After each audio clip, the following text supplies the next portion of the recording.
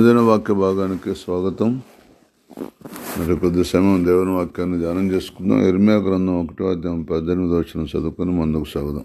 యూదా రాజుల యొద్దకు గాని, ప్రధానుల యొద్దకు గాని, యాజకుల యొద్దకు గాని, దేశ నివాసుల యొద్దకు గాని, ఈ దేశమంతటిలో నీవెక్కడికి పోయినను ప్రాకారము గల పట్టణముగాను, ఇనుప స్తంభముగాను, ఇత్తడి గోడలుగాను నీవుండునట్లు ఈ దినమున నిన్ను నియమించి ఉన్నాను.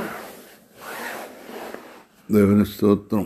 అనుదిన వాక్య భాగాన్ని చదువుబడిన వాక్యం నిమిత్తం ప్రార్థన చేసుకుందాం. పరిశుద్ధైన మా తండ్రి, యూదా రాజుల యొద్దకు కానీ, ప్రధానుల యొద్దకు కానీ, యాజకుల యొద్దకు కానీ, దేశ నివాసుల యొద్దకు కానీ,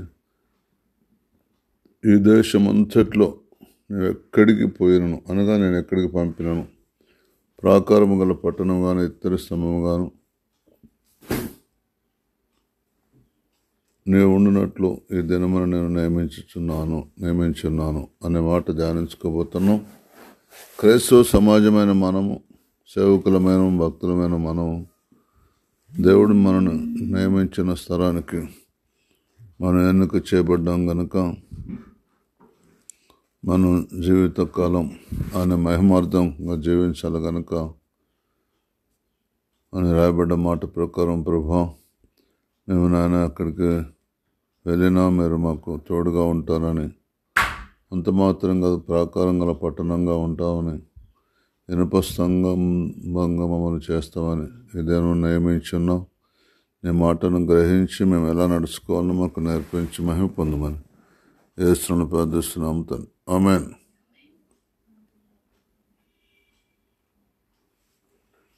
వాక్యం ధ్యానం చేసుకుందాం. యూదా రాజులు అనగా దేవుని స్తుతించే వారందరూ యూదులు. రాజులు అంటే పాస్టర్లు కావచ్చు, అపోస్తులు, ప్రవక్తలు, సువార్థికులు, కాపర్లు, ఉపదేశకులు కావచ్చు.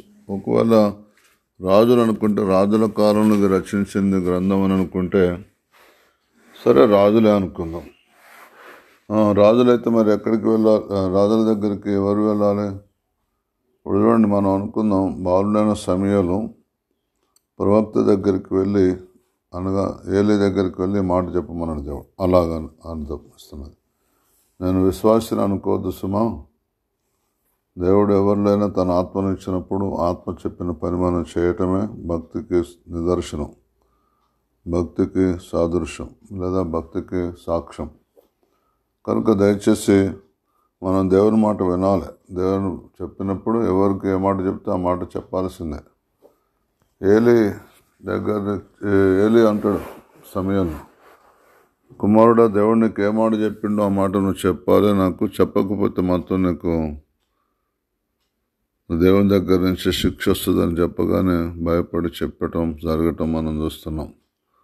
అలాగే మనం దేవుడు ఎవరి దగ్గరికి వెళ్ళినా భయపడకుండా, పిరికితనంతో ఉండకుండా, యూదా రాజుల యొద్దకు కానీ, ప్రధానుల యొద్దకు కానీ, యాజకుల యొద్దకు కానీ, దేశ నివాసులు వారు ఎవరైనా సరే నువ్వు ఎక్కడికి పోయినను ప్రాకారం గల పట్టణంగాను, ఇనుప స్తంభంగాను ఉండినట్లు ఈ దినమును నియమించిన. అంటే వారు మనం ఏమి చేయలేరు. మన చుట్టూ దేవదూతల ప్రాకారం ఉంటుంది. మనం ఇనుప స్తంభంగా ఉంటాం.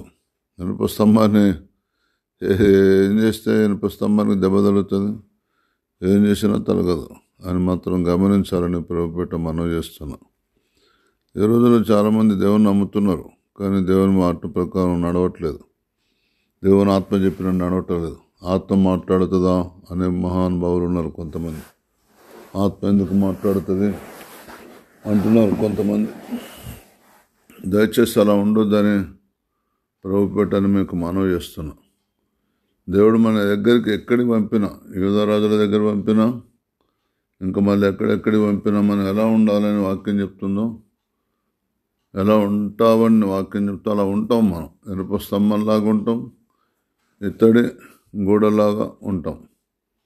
కనుక మనం ఎవరు ఏం చేయలేరు అని అర్థం. ఒక మాట, ఇత్తడి అంటే ఇక్కడి బొంగని ఇత్తడిగాం, అక్కడి బొంగని ఎవరుగాం, ప్రాకారంగా పట్టణంగా కాము.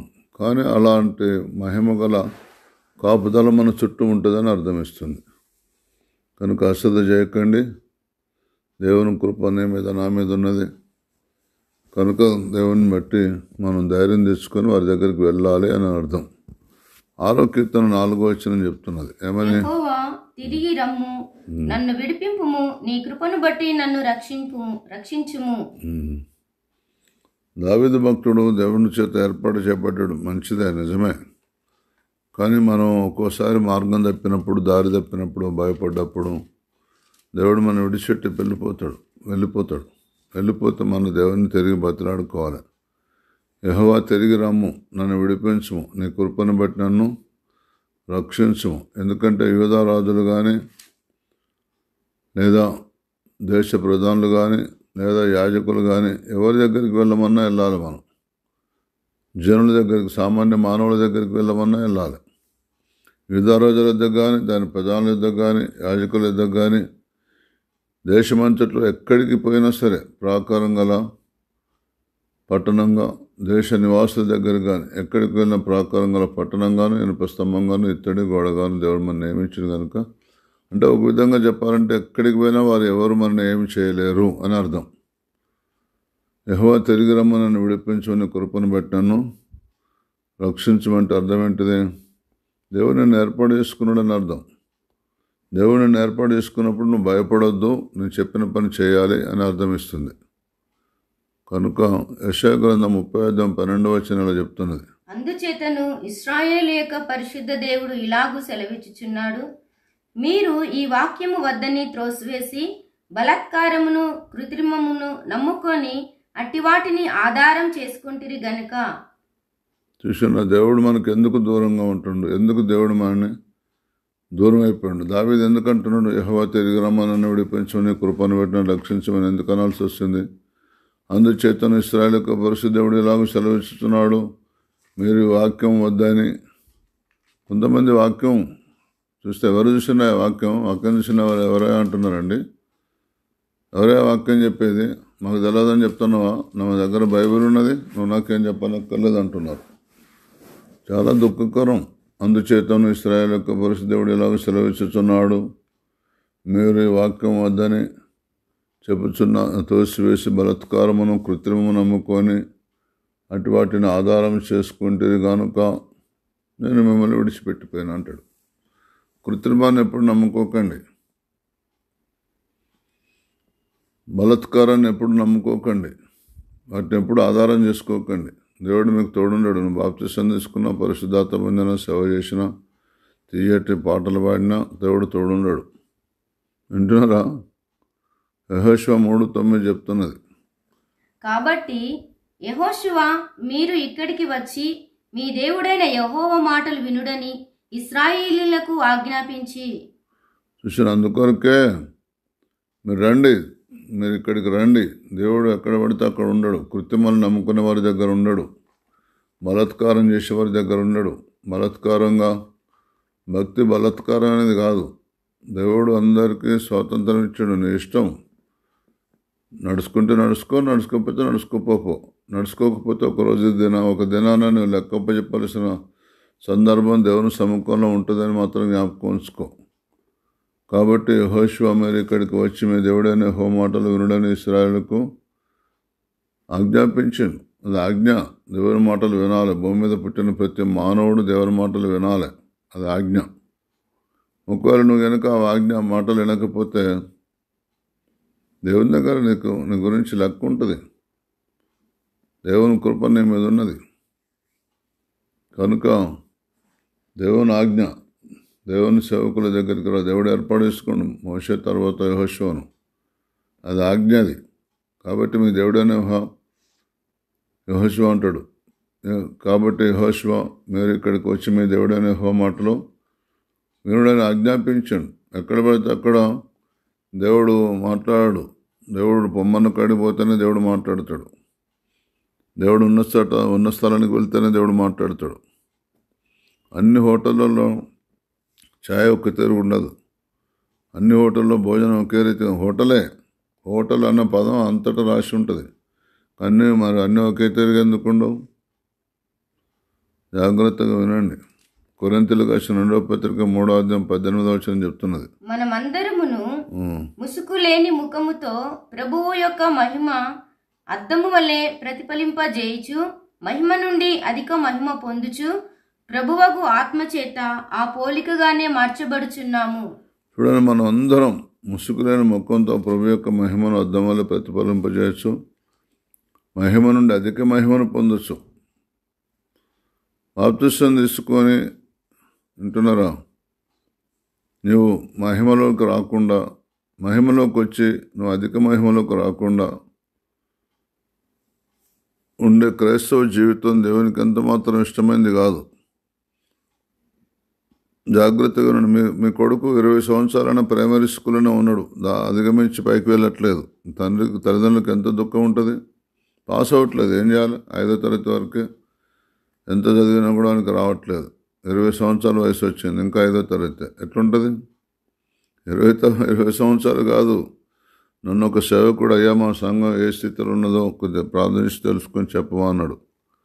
50 సంవత్సరాల సంఘం ఉయ్యాలలో పండుకోబెట్టిన పసిగుడ్డును పోలి ఉన్నది, ఇంకా పాలుదాగే స్థితిలోనే ఉన్నది. పాలు తాగేవారు ఎవరయ్యా అని వాక్యం చెప్తుంది హెబ్రీ పత్రిక. అంటే వివేచన లేని వారందరూ పాలు తాగేవారే. వివేచన లేని జనాంగం, క్రైస్తవ జనాంగం అంతా. అందుకొరకే వివేకం లేని సుందర స్త్రీ పందిముక్కున్న బంగారు కమ్మ వంటిదని రాసింది. అక్కడ రాసి ఉంటుంది, చదవండి. హెబ్రీ పత్రిక 5:12. మరియు పాలు త్రాగు ప్రతి వాడును శిశువే గనుక నీతి వాక్య విషయములో అనుభవం లేనివాడై ఉన్నాడు. చూడండి, ప్రజలందరూ రక్షణ పొంది అందరూ సత్యాన్ని గురించిన అనుభవ జ్ఞానం కలిగి ఉండాలని కోరుతుండే దేవుడు. కొంతమందికి దయాలు కొట్టిన అనుభవం ఉంటుందా? కొంతమందికి పరిశుద్ధాత్మ పొందిన అనుభవం ఉంటుందా? కొంతమందికి భాషలు మాట్లాడిన అనుభవం ఉంటుందా? కొంతమంది భాషలు అర్థం చెప్పే అనుభవం ఉంటుందా? కొంతమందికి అంటే అవి అన్ని, అదొక సంఘం, ఇదొక సంఘం, ఇదొక సంఘం. భాషలు మాట్లాడేది ఒక సంఘం, అంతేనా? ప్రేమించేది ఒక సంఘం, తిట్టేది ఒక సంఘం, కొట్టేది ఒక సంఘం, మోసాలు చేసేది ఒక సంఘం ఉంటుంది ఎక్కడన్నా. జాగ్రత్తగా వినండి, వాక్యం వింటున్నారు, మంచిది. మీకు 2 వందనాలు. వారు మీకు భేదాలు పుట్టించే వారమా? ఇది కొట్లాడే వారమా మీది? ఏం మాట్లాడుతాను? బైబిల్ ఏం చెప్తుంది? 2-3 నానాలు మనం ఎక్కడ ఏకీవిస్తే వారి మధ్యలో ఉంటున్నాడు. 100 మంది ఉన్నారు, వారి మధ్యలో దేవుడు ఉండట్లేదు. ఈ రోజుల్లో 1000 మంది ఉంటున్నారు, అక్కడ దేవుని కార్యాలు లేవు. పాలు తాగే స్థితిలోనూ ఉన్నారు, ఒక్కడు పనిచేసే స్థితిలో లేడు. కారణం ఏంటిది? వాక్యం ఏం చెప్తుంది? నీతి వాక్య విషయంలో అనుభవం లేదు. నీతి వాక్యం అంటే దేవుని దగ్గర నుంచి వచ్చిన వాక్య విషయంలో అనుభవం లేదు. బైబిల్లో ఉన్న వాక్యం కాదు, బైబిల్లో ఉన్నదంతా నీతి వాక్యం కాదు. బైబిల్లో ఉన్నదంతా నీతి వాక్యం అనుకుంటే ఒకరి మార్గం మన దృష్టికి యథార్థంగా కనబడుతుంది, చివరికి అది మరణానికి దారితీస్తుంది.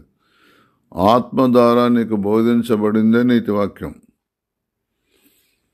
కనుక చూడండి, 1 సంవత్సరం అంతా స్కూల్లో చదువుతాడు, మరి ప్రశ్న పత్రం ఇచ్చినప్పుడు అది ఆయన హృదయంలో లేదు, ఆ వాక్యం, ఆ జవాబు లేదు, ఫెయిల్ అవుతాడు. ఇది కూడా అంతే.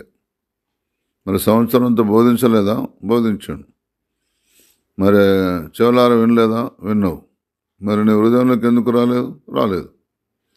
కొత్త నిబంధన అంటేనే హృదయ పలకల మీద రాయబడే నిబంధన ఇది.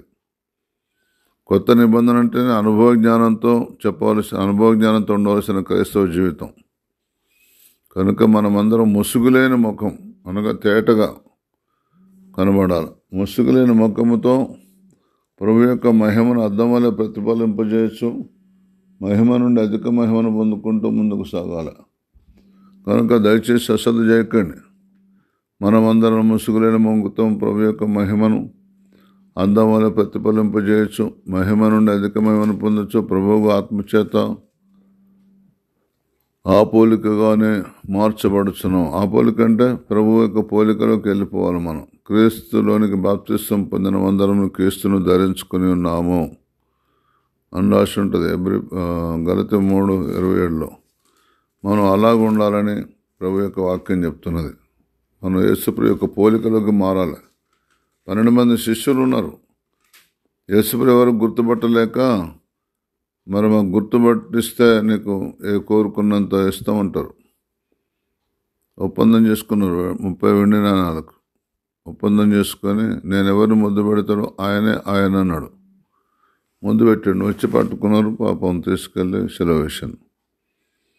కారణం ఏంటిది? అందరూ ముసుగులేని ముఖముతో ప్రభు యొక్క మహిమను అద్దం వల్ల ప్రతిఫలింపజేయచ్చు ఆ పోలికగానే ఉన్నారు అందరూ కూడా. అది ఆయన 3.5 సంవత్సరాల సేవా జీవిత ఫలితం. పాపం అట్లా మార్చడమే ఆయనకు అది పాపం. ఆయన ఎందుకు మార్చిండు? నేను పోయిన తర్వాత వీళ్ళ ద్వారా లోకం అంతా రక్షించబడాలి, ఇక పర్వాలేదు, వీరు నాలాగా అయిపోయారు, ఇక నా కాలం సమాప్తమైంది, సంపూర్ణమైంది, నేను శిలువ మరణానికి వెళ్ళిపోతాను, హ్యాపీగా సంతోషపడి తాను అప్పగించుకున్నాడు. వీళ్ళు నాలాగా అయిపోయారు, ఇక నేను ఇక్కడ ఉన్నా ఒకటే లేకున్నా ఒకటే అని.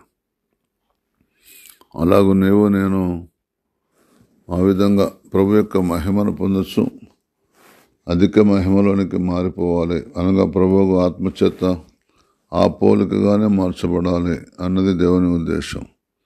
కనుక దయచేసి ఇప్పటి నుంచైనా అలా ఉండాలని ప్రభు పేట మీకు మనవి చేస్తున్నాం. ప్రార్థన చేసుకుందాం. మన మధ్యలో శ్రీదేవి గారు ప్రార్థన చేస్తాం. స్తోత్రం తండ్రి, పరిశుద్ధుడ మహోన్నతుడ, మీకు వందనాలు చెల్లిస్తున్నాం తండ్రి. ప్రభువా, ఇగో తండ్రి, యూదా దేశపు రాజుల యుద్ధకు ప్రభా, ప్రధానుల యుద్ధకు తండ్రి నాయన ప్రభా, మరి తండ్రి నీకు స్తుతులు. దేశ నివాసుల యుద్ధకు ప్రభా, ఎక్కడికి పోయినను ప్రభా తండ్రి నాయన ఇనుప స్తంభముగా తండ్రి నాయన అయా దేవా తండ్రి నాయన చేస్తానని సెలవిచ్చున్నావు ప్రభా.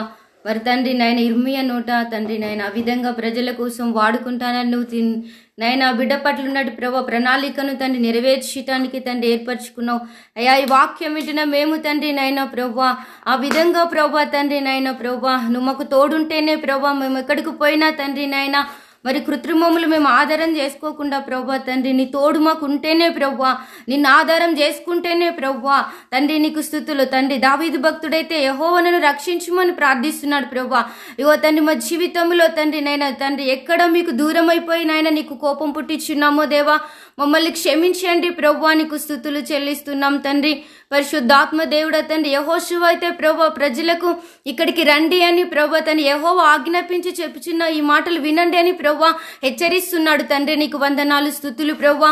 ఈ వాక్యం వింటున్న మేము తండ్రి నీ యొక్క ఆజ్ఞకు నీ యొక్క వాక్యానికి నీ యొక్క ఈ వాక్యం మాకు వద్దని మేము చెప్పడం తండ్రి నైనా ఎక్కడ బలహీనంగా నీకు ఆయాసకరంగా దుఃఖంగా ప్రభా తండ్రి నైనా నువ్వు చెప్పిన మాటకు నీ వాక్కుకు ప్రభా తండ్రి ఎక్కడ లోబడలేకుంటున్నామో దేవా, మరి ఎవరము ఈ విధంగా మేము అంటున్నామో దేవా, నువ్వు హెచ్చరించినప్పుడు తండ్రి నాయన ప్రభా నువ్వు తండ్రి నాయన వాక్యాన్ని బోధించినప్పుడు తండ్రి ఎక్కడ నీ వాక్యానికి ప్రభా తండ్రి లోబడలేకపోతున్నామో క్షమించండి. కృత్రిమములు మేము ఎక్కడ ఆధారం చేసుకున్నామో క్షమించండి.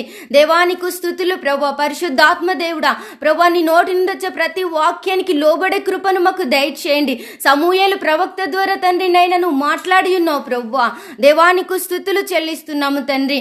దేవా తండ్రి నాయన ప్రభా నీ యొక్క చిత్తము తండ్రి నాయన అయ్యా ఎవరి పట్ల నువ్వు ఏ విషయంలో ఎప్పుడు ఏ విధంగా మాట్లాడతావో దేవా తండ్రి నువ్వు తోడుంటేనే అవన్నీ జరుగుతాయి ప్రభా.